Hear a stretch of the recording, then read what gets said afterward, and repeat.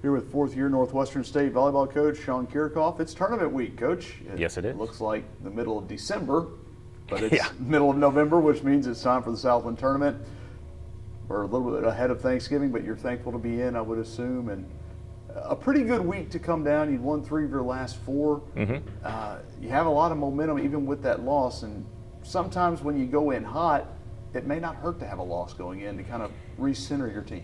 Yeah, I agree. You know, last year we went in after beating McNeese and rolling through in 3 sets, and you know, things didn't go the way we wanted to in the first round. So we'll flip it the other way and see if that puts us in a better mindset to be a little bit more hungry going into the first round, and we get that one.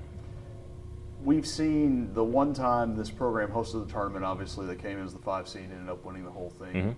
3 straight sweeps, I believe, back in 2014 to win it.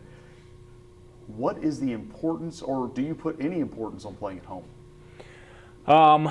Yeah, you know, but I've talked to you know, Donald with softball, and you know, and Bobby from past experiences and things like that.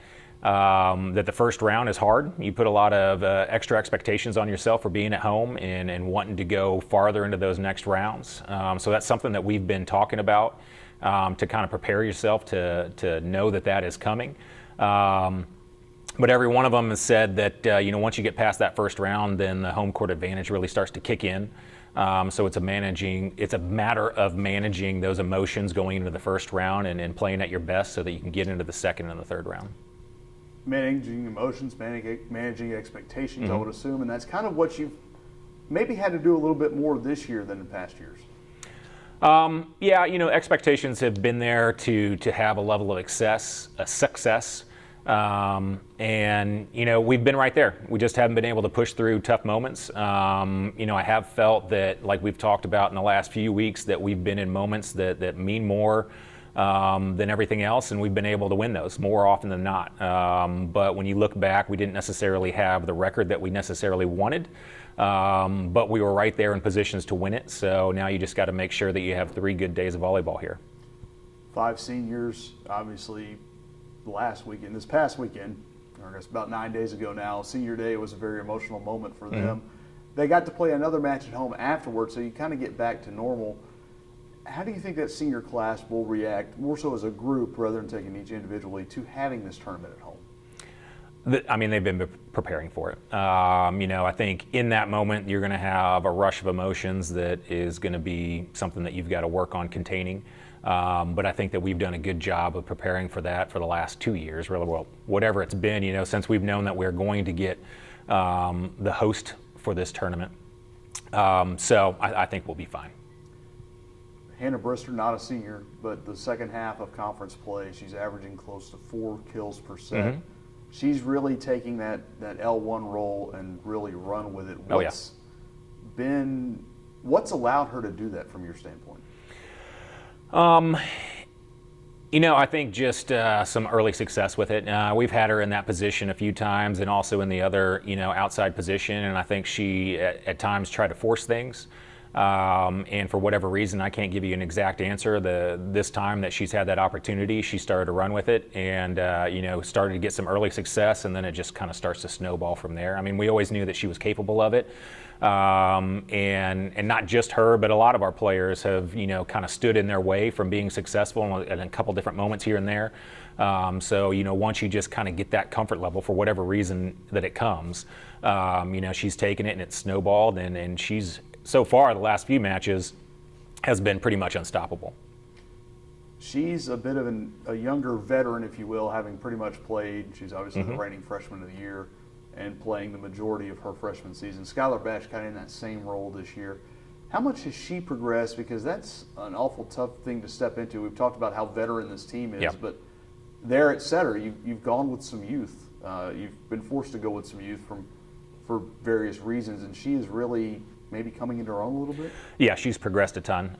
You know, I think it just comes down to just kind of an innate, you know, character trait that she has of being pretty composed out on the court.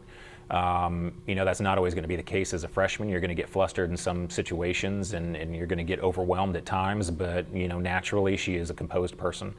And so she's been able to kind of draw on that. And then again, like I talked about with Hannah, when, you know, things start to go your way a little bit, it just snowballs and you get that confidence and you keep going with it.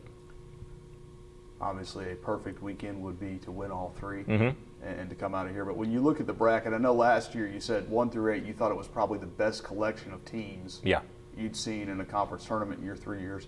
1 to 8, do you feel similar to this year's tournament grouping? Yeah, and you have that very distinct separation between the top 4 and then that bottom 4, as we're all tied at 8 and 8.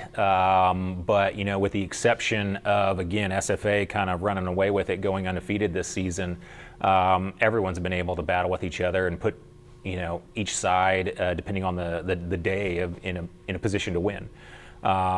So anything can happen. And as SFA showed last year, they're the first time that a number 1 seed has lost to the 8 seed in the first round. So absolutely anything can happen.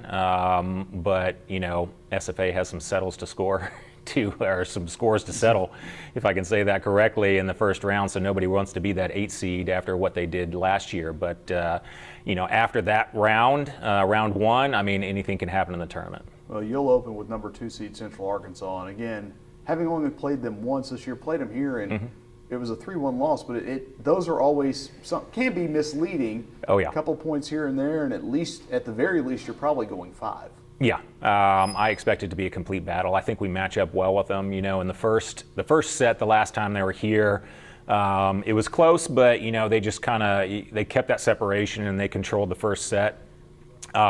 We completely flipped that, and we completely controlled the second set. And then I thought there was a lot of opportunities that we had in the third and the fourth, to where had we gone on a little run here, or had we stopped a run there, we would have easily found ourselves in the 5th set against them. So I love the matchup. I think that it's going to be a good match for us, and it's going to be a tough battle. All right, Coach. Thanks so much. Thank you.